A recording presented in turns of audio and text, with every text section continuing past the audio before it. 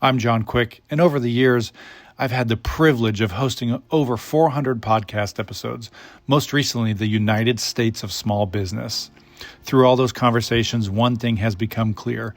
People are more than just what you read about them in the headlines. That's why I'm launching Stories Worth Hearing, a new series that dives into the lives behind the headlines. These raw, real conversations with people whose stories deserves more than a soundbite, no script, no spin, just the truth behind their journey. And today's guest is a perfect example of just that. Oz Pearlman is one of the most captivating mentalists in the world. He amazed millions on America's Got Talent, ESPN, NBC, but recently he went viral for doing what most of us thought was impossible. He guessed Joe Rogan's ATM PIN on air. Some have even called him the most interesting guest Joe Rogan has ever had. And if you've seen the show, you know that's saying something. But Oz's story goes far beyond mentalists. From Wall Street career to becoming a world-class performer and an ultra-endurance athlete, his journey is all about belief, hustle, and taking big risks. So without further ado, let's jump right in. Oz, I appreciate you joining me. You know, one of the things that that made me stumble upon kind of you and start to look into your story and was that a lot of my friends saw you on Joe Rogan podcast, and they said that your episode was probably the most intriguing and interesting episode they've ever seen on Joe Rogan, which is pretty nuts because that's the biggest podcast in the entire world. It's consumed by more people than any news show, CNN, Fox News, all those kind of things combined. So what was it like being on Joe Rogan? Everybody's seen that ATM PIN clip. Talk to me a little bit about how what the experience was like. First off, I love hearing that because, when you do it, it's one thing, but you don't really, there's YouTube comments, but real life, like what people talk about and say, that network of people telling you, like, you got to listen to this episode. I love that. I've been on and off a listener of his for almost a decade. So I've studied the show, and it wasn't by happenstance that I got on there. I've been trying for years. For years, I've been working it, different angles, different people, wheeling and dealing behind the scenes. So I came into that show with what I would describe as literally years of preparation as to what I thought I would be doing, and all different plans, plan A, plan B. It's almost like an Ocean's 11 type caper where I can even tell you that I'm already set up for things that I'm going to do when I go back on Rogan. So, before I left the room, my goal was to punch my ticket to get back on for another appearance. And I've already got thoughts of how to go bigger and better the next time. It was an incredible experience. It's incredibly challenging. It's kind of like the Super Bowl for what I do, but even harder than the Super Bowl because there's no controlling the environment. It's Joe's show. Joe does what he wants. Joe is not, he's the biggest skeptic in the world. So you're not going to get anything like over on him. When people are saying, I think the reason that ATM PIN code hit people so hard is because everyone knows. Nobody in the world goes, that's fake. Some people say, oh, it's got to be fake with these football players. Joe Rogan's not faking it for anyone, not for me, not for presidents, not for anyone. And the genuine distress and light anger in his eyes conveyed more than any words could say. Like, he was really startled and kind of freaked out and started to think, like, how did you do that? Is this nefarious? Is this not? And by the end, I think I really made him somewhat of a believer, whereby he got a sense for what I'm capable of doing. Yeah, I watch Joe Rogan pretty regularly. I've only seen him kind of like uncomfortable in two clips. One was the guy talking about mushrooms, say he couldn't he couldn't talk about mushrooms anymore, or he might get clipped. And the second one was the ATM pin. So let's take me back to kind of where this all started. I'd love to hear the story of what first got you started in mentalism and magic. What drew you to it? It's you're at the top of the game now, but I'm sure that it took years and years and years and years of work. So talk to me a little bit about that. Yeah, unfortunately, it always does, right? It never happens overnight, even when it looks like overnight success. I started as a magician. I started as a teenager. That's where I kind of caught the bug. That's usually the term is most people see a magician in some sort of environment. For me, it happened to be on a cruise ship, which was, we did that for my 13th birthday. That was a huge party. in lieu of like I had a bar mitzvah and we didn't have a party like most people do. Instead, me and my kind of grandma and my parents went on a cruise ship with my sisters, saw a magician, and was blown away, absolutely blown away. And then I started, whereas most people have a passing interest, they might get a magic kit, they might, do a couple tricks and then it collects dust in a drawer. I was obsessed. So for me, it didn't end there. It continued and it became a self-fulfilling thing where I wanted to keep learning more. And in order for me to do that, I didn't really have the financial means, nor did my parents. My parents had divorced right around then. So this was kind of one of those things that filled the void for me of, I would say in hindsight, not dealing with the trauma and tumultuous nature of my family was I could just zone in and 110% focus on magic and learning magic tricks and also get that dopamine hit of seeing people react and just kind of love what I'm doing, which is a common theme and thread with a lot of comedians, a lot of magicians and performers is there's some of that childhood of like you're filling in darker times by making it happy. And I've seen that with a lot of my friends who happen to be comedians and magicians and mentalists. Um, and honestly, that's what I started doing. And I started performing semi-professionally in order to pay for more tricks. So in order for me to get more stuff and do more stuff, I was doing shows.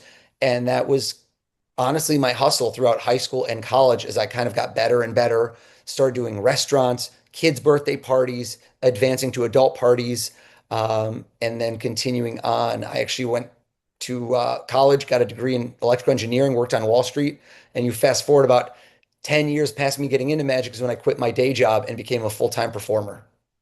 So tell me a little bit about that moment in time where, you have an electrical engineering degree, you're on Wall Street. By all means, by all worldly accounts, that's already a successful career. It's at that there has to be some moment where you're like, I'm going to now do my dream or side hustle full time and leave kind of the Wall Street job in the rear.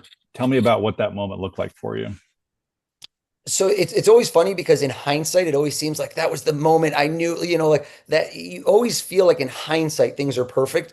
But at the moment, it was a big leap of faith. I was, I had a cushy job, I had a steady paycheck, all things that I don't take for granted and that, God bless, a lot of people don't have. But I feel like at my core, I did not think this was my calling in life, that this was where I would advance. And if you asked me kind of that question of look yourself in the mirror and is it, can you see yourself doing this in 20 years? What is your automatic answer? My automatic answer was no. That's not where I want to be. But reality sometimes isn't quite the same thing as dreams. So I set myself up for success. It was a lot of the things I did in the years leading up, saving money, building a network. I wrote a book. It's coming out this year, and it really shows you how I went from an idea that became a passion, that became a profession, that became, and now a major success. But it was all those little steps along the way where I kind of built up enough business where I said, could I do this? And there were a few moments there where I kind of started to believe in myself that I'm going to give it a shot. And eventually I ended up quitting. There was a moment where I performed for the CFO of the company because I worked for Merrill Lynch. And what happened during this moment is he had no idea that I worked for the company. I was hired as a performer. He thought I was a professional magician. But the event planners within the company all knew me because I did the happy hours. You know what I mean? I networked within the company. And it's a very precise moment that I'll never forget where I turned $1 bills into hundreds. And he starts laughing. And, this is Wall Street. They want to make money. He goes, oh, we got to have you working here. And everyone's with him laughing. Like 5 or 6 guys are all laughing. And I go, I do work here, sir. And he thought I was just joking. He thought it was like part of the riff. And he goes, oh, what do you mean? And I go, no, seriously. Like I got serious all of a sudden. I broke the fourth wall. And I go, I work in global technology services at 95 Green Street. And so it clicked in his mind, like this guy's not just joking. And I knew too many acronyms of the company. He goes, he's Australian. He goes, what the hell are you doing working here, mate? And it was for him a passing comment. And again, I haven't met him. It's funny, James Gorman in many, many years. But I doubt he would ever remember. But it's those moments that somebody says the right words in the right place at the right time. It's like puzzle pieces that connect. And I just kind of said to myself, what am I doing working here? It was more existential and deep. And that was kind of where I decided I'm going to quit. I'm going to go for this. And, lengthy story, but that was just about 20 years ago in 2005. And this is all the stuff that's built up and happened since. That's awesome. So let's talk a little bit, pivot and talk a little bit about this book that's coming out. I'd love to hear a little bit of background from it. I think it's up for pre-sale. Wherever this lands, we'll put a link to the book. talk to me a little bit about why you wrote the book and what folks could expect if they take a look at it. Absolutely. So I think for so many years, I always get asked the same question at the end of every show. How do you do it? Right? That is the question people ask. And after a while, I've dissected the fact that I don't think people actually want to know how I do it because what I have is a very finite skill set that I'm using primarily for the purpose of entertainment, which is what Mhm. looks like reading people's minds. But I don't read minds. I am not supernatural. I am not psychic. I don't claim to have any powers that you don't have. Rather, what I do is read people, which all of us are capable of doing, and we do at certain degrees. Just most of us haven't honed that skill. The same way a pianist might know a tune or two, but you might not make it to Carnegie Hall. So my book is what it does is shows you how to apply the principles of mentalism, but instead of for the form of entertainment to your life, at home, at work, in your relationships, and utilize my skills. So rather than being a mentalist, which there are lots of books if you want to learn to be a mentalist, there are videos. Good luck. It's a lot of work and it's years and years. I wanted you to start to learn how to think like a mentalist and give you kind of simple strategies and tools that you can use and pick up quickly. Like nobody wants to read a book and spend years and years. Frankly, that's why there's not that many mentalists. You want to learn something in 10 minutes and still be using it in 10 years. And that was what the book is all about, is how to find those life hacks that you can use to supercharge your memory. That's a huge one. How to win people over and influence them. Like my Bible from 2 decades ago is How to Win Friends and Influence Mm, People by Dale Carnegie, yeah. which is just tried and true tactics of how to like it says, win people over, how to get them to like you. Because if they like you, they want to do business with you, they want to be friends with you, and they want to be around you. All of those things are very important, whether you're trying to build relationships or make money. And so that's really what the book is all about. And it dives into some of my fun stories, kind of crazy things with celebrities, things I've done, kind of getting behind the curtain of what I've done, but then teaching. Every chapter at the end, takeaways. Here's what you're going to learn. Here's what you're going to do. That's awesome. So along your journey, did you have somebody that kind of saw your potential, maybe was a hero in your life, somebody that was super inspirational? Um, Tell me who that person was and maybe why they were a hero in your life. So I'm a huge believer in mentors, and that's one chapter of the book is how to find those people where it's always very overwhelming and daunting when you have an idea, a concept, and you want to see yourself as a success, and you're like, I don't know all the steps. How do I get there? Find someone who's what you want to be 5 years and 10 years from now, and find a way for them to open up to you. So for me, I got very lucky when I was a teenager. I met a guy, his name is Bruce Kessler. Where what he was kind of my magic mentor for a few years, where we randomly saw each other at a Borders bookstore. RIP doesn't even exist anymore. And I would always have cards in my hands. From age 13 to 18, you literally could not find me without cards. You ready for this, John? Quick. I found waterproof cards and I would practice in the shower. That's a true psycho. Waterproof cards in the shower. You talk about dedication, that's dedication. And so I would always be practicing because every minute of the day, and even at school, I would always have a coin in my hand to practice palming and all these different moves that are about muscle memory. The more you practice, the more, just like Tiger Woods has swung a club 20 million times, I've done a lot of card moves over and over and over, which has helped me with mentalism. You wouldn't think it, but sleight of hand helps with sleight of mind. And so I met this mentor, and long story short, he just opened my eyes to all these things where I was a little more of a small town boy. I grew up in Wisconsin and Michigan, and my eyes weren't open to all these other things. The same way somebody, shows you Led Zeppelin, Mm. showing my age, and you suddenly learn all these different music and rock and things you didn't know about. It's kind of like a big brother vibe that I didn't have. And he showed me how to start learning what I would describe as how to view magic from the view of the audience rather than the performer. At the time, I just wanted to buy tricks at the store and do them. I wasn't thinking about how's the audience experiencing what I'm doing? What's the story they're going to tell to the next person about me? Because that's really the secret sauce of what I do. It's what's the memory and what's the story you tell others. That's great. Do you have I'm sure you've done thousands of performances. Do you have one or two that have been your favorite or stick out? Yeah. And why do those kind of stick out or become your favorites? There's few that have sentimental value. There's one where my oldest son last summer I did a show at in West Hampton Beach Performing Arts Center, and I did a bit where my 8-year-old son came on stage, but nobody knew that he was my son, and it was a very funny. It's a comedy bit, and it ends in the culmination of finding out this is my son. It was kind of like a mind reading bit. Nobody knew, and at the end, I kind of go, I don't want to spoil it in case somebody sees it in the future, but it was so funny, and watching him shine and watching the look on his face with 500 people was just, it's next level. Like it's one thing for me as a performer, but to see him and how much he took it in and how much he'll remember that, I think, for the rest of his life, took it to another level entirely. The finale of America's Got Talent is one that stays with me because of the scope, the scale. It was so risky. It hung by a knife's edge as to going completely wrong. And that's not me trying to BS you. I'm serious. Like I could watch that and I get sweaty palms if I watch it on YouTube because I remember the experience. And I remember the fact that there's 15 or 16 million people watching live. The clock doesn't stop if you mess up. And the producers know how everything works. So it's very important. It's the only situation where the emperor have no clothing because in everything else I do, nobody knows how it works. Joe Rogan has no idea how I did what I did to him. TV Yeah. producers on ESPN don't know how I'm doing this. But AGT is different because they have people on staff like me. Do you understand what I mean? So Yeah. we work together in ideating and making it the best thing on TV because they have such a good section of magicians and mentalists.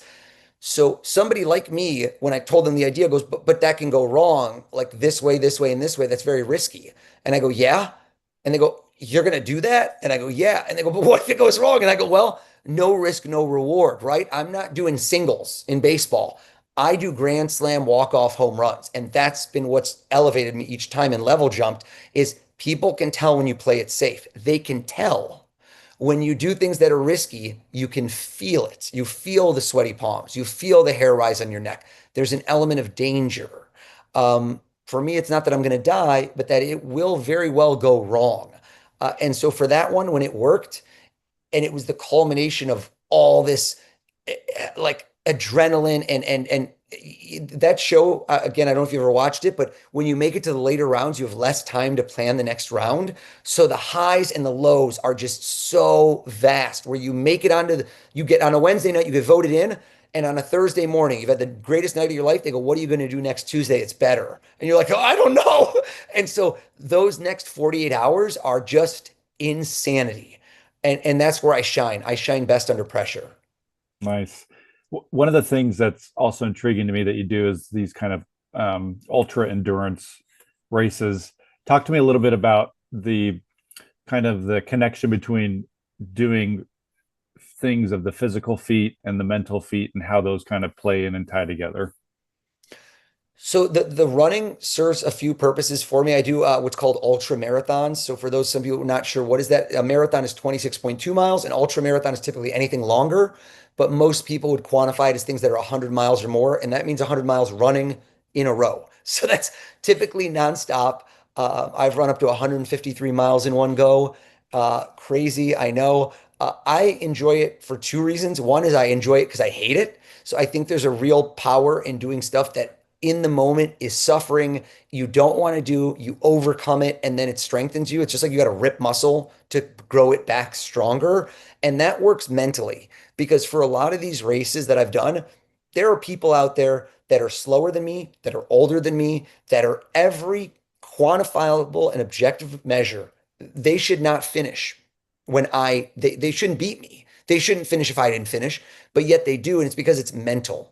It's mental. Like if somebody told you, John, that you had to run right now 50 miles to save one of your children's lives, you would do everything in your power. You would crawl on your knees, bleeding stumps. You would make it happen. Do you understand? Your mind is Yeah. capable of so much more than what your body thinks. And I think that that's where I push myself to an edge. And that level of mental acuity, like attuning and focusing my mind in the runs, has helped me so much in my career and also in when you're reading body language and you have to be calm under pressure, which I have to do for what I do to work. It's kind of similar. I mentioned on Rogan, like a sniper, where when things aren't going right, I have to be in control for it to work. And I have to dig myself out of a hole in a lot of instances. And sometimes on very big stages with millions of people watching, I have to be calm. And the running gets me calm. My lowered heart rate, my ability to just like cancel out all the noise and focus in the moment. I think that's something that being an athlete really helps tremendously because of the mind-body connection. I like that. In today's day and age, um, the younger crowd wants kind of instant gratification. They want to be the CEO of a company day two on the job. I heard that you had hand cut your own business cards at 14, Yeah. and I think that's so cool. Talk to me a little bit about, for the folks listening in that are like they have a dream and a goal, and they're faced with a kind of world today that says they deserve it on day one of trying. Talk to me a little bit about how that looked differently for you growing up, and kind of, we didn't have Facebook and Instagram influencers. We had to go, door by door or face to face, and it wasn't like what it is now. But talk to me a little bit more about that hustle that you had when you were younger, and maybe speak to the folks listening in that have a dream and a goal in their own life, but maybe don't really know what hustle and grind looks like. Absolutely. So honestly, not to like overly self-promote, but like the book is exactly this question that you asked me. This is the playbook where, yes, I'm going to teach you to read people, but it shows you the come up story. Because for every person who's successful, there were all these failures along the way and little steps that they learned from. And in a perfect world, you learn those failures early so you can, you don't have to make them. You don't have to make those mistakes if you can't avoid them. And a lot of it is called, like for me, is stacking the deck in your favor. In a magician's tricks, a lot of time what you don't realize is they stack the deck before they did the trick and you didn't even realize it. And what you have to do is find ways in life to stack the deck in your favor and to create quantifiable goals. So I think for so many of us, we have this idea where, let's say you're in a job you don't like and you're not making enough money and there's all different things. You need to boil it down and distill it. What is it that you really want? Because a lot of the time, those stories we tell ourselves are not what we really want. You say, I want more money. I go, well, what does that mean to you? Because a lot of people say that to me. And I remember myself when I was a magician coming up and I saw guys who were more successful than me. And I'm like, oh man, I want to get paid that much for a gig and I want to do this. Yes, but what is it that you really want? Are you looking for freedom? Is it something you want to buy? Is it the money? Like there's all different things that when you dissect in your own mind, read your own mind and figure out what it is you want, it gets you fast track to how to get there. And again, when you say this, I set up all these things where I didn't have, my parents weren't paying for my college. Great example. They got divorced, they moved away, they moved out of the country. I was my own adult. At the time, I was pretty mad. All my friends go on vacation with their parents. They got books and school paid for. They're not worrying about how to pay rent like I am and how to get food. But in hindsight, it was the biggest silver lining ever because it forced my hand. It forced me to jump in the deep end. I started a business.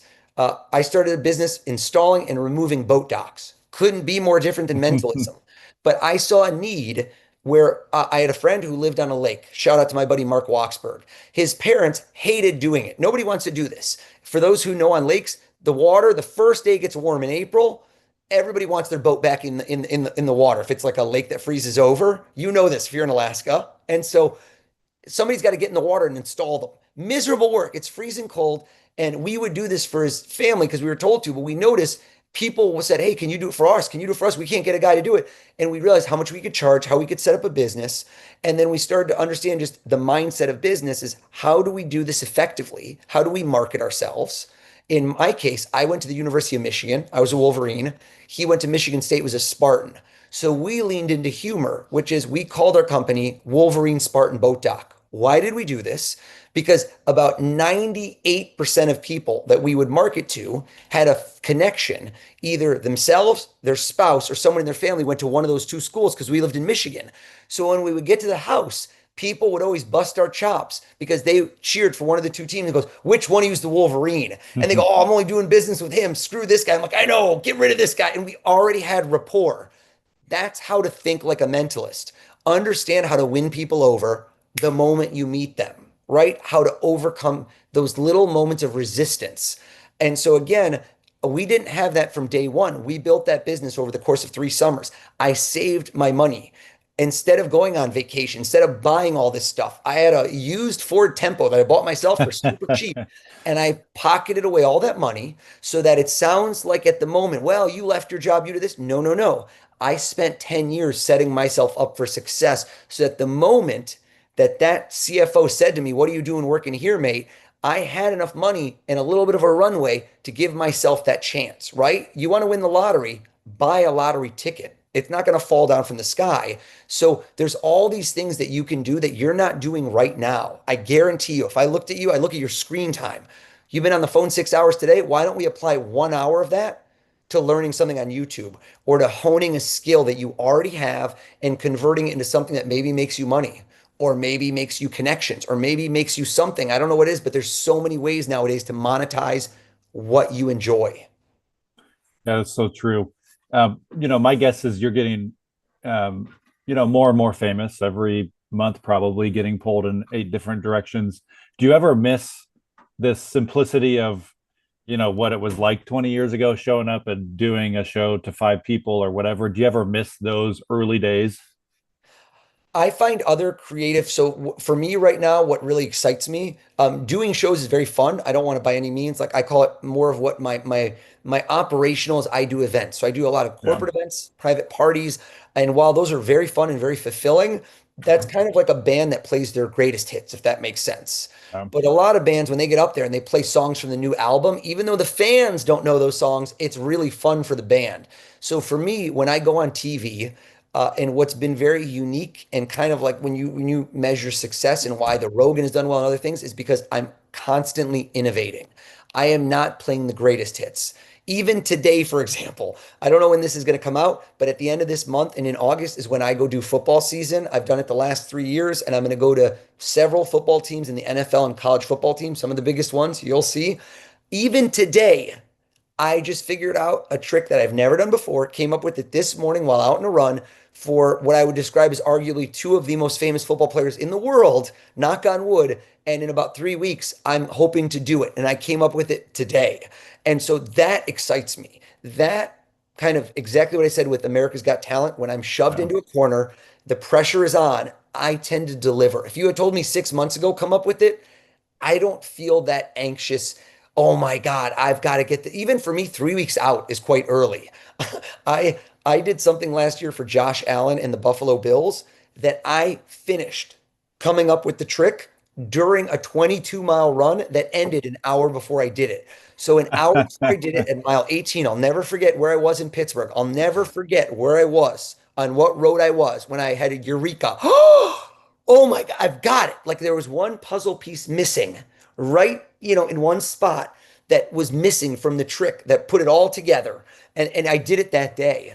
And that's the funny thing about mentalism. Mentalism is not a magic trick. It's not practicing.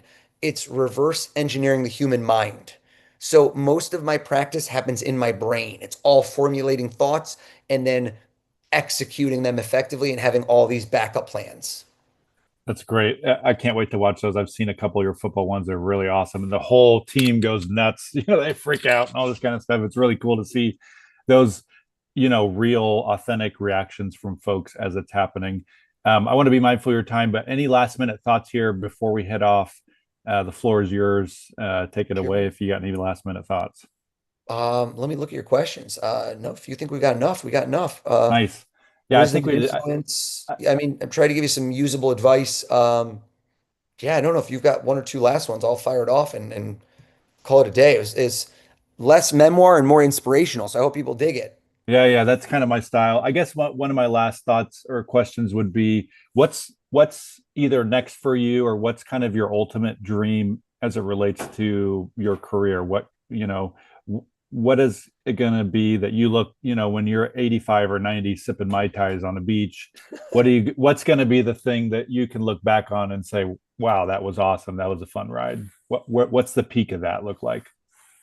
So I like to look forward more than backwards, which I've heard a story about Elton John. I just heard an interview with him where it's the same thing. He doesn't like rehashing because it feels like you just think about, oh, I've already had the greatest things behind me. And I like to find that middle ground of really reveling in the moment when I have an achievement. Like Joe Rogan, when I finished, when I walked out of his studio in Austin, Texas, I was glowing. There was a because I that was the culmination of years and years of wanting that, and it just went as well as I ever could have hoped and dreamed.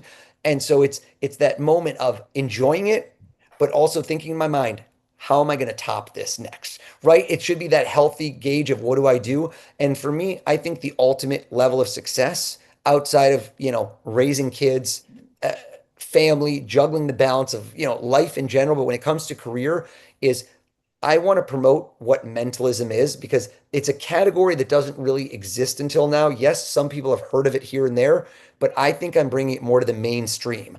I think through my work with sports, with movie stars, with musicians, with all of the biggest stars in the world, and that's hopefully my goal is this next year, you're going to see me with just more and more of the biggest stars in the world, seeing them act like kids, seeing them blown away and wowed and seeing kind of the power of the human mind. And now, especially with the book coming out, which is going to take it from me being more of an entertainer to me being more of a teacher and showing you how you can apply this to your life. And I think those two combined, I have a TED talk coming out. I have a profile on a big news show on TV. I can't really tell you which one, but you know what it's called. And just a lot of other very big things coming out in the next 4 months that I'm very excited to share. Kind of a new TV show that's also being produced as we speak. And so there's just a lot of things that I think are going to keep making that category shine where it helps not only me, but all the other mentalists. Because my hope is that in 1 year, in 2 years, in 3 years, that if you were to walk up to somebody on the street and say to them, who's your favorite mentalist? Rather than right now, most people go to you, what's a mentalist? That's the answer Yeah. you get from 9 out of 10. I want 9 out of 10 people to say to you, you mean like O's the mentalist? That's what I want. So I want that household name category. And I want it not just about me, but defined the same way Google or Kleenex is. You're going to Google something, right? Yeah. That's what I want it to be. I want my name to be attached to this category because no one has that slot right now. That's great. Oh, is one thing that I think is the most inspirational for me as it relates to your story is, there's so much, turn on the news, there's so much negativity, right? I try to do the positive things in this world. And I think that pretty much everything that you've done, at least that I've seen in your career, you're trying to do something positive here in this world. And I think that that's honestly sometimes a path less traveled. And I think it's pretty admirable that you're uh, kind of committed to doing something that's going to make a positive difference in the world. So kudos to you. I appreciate you Thank you. joining me. Look forward to reading your book,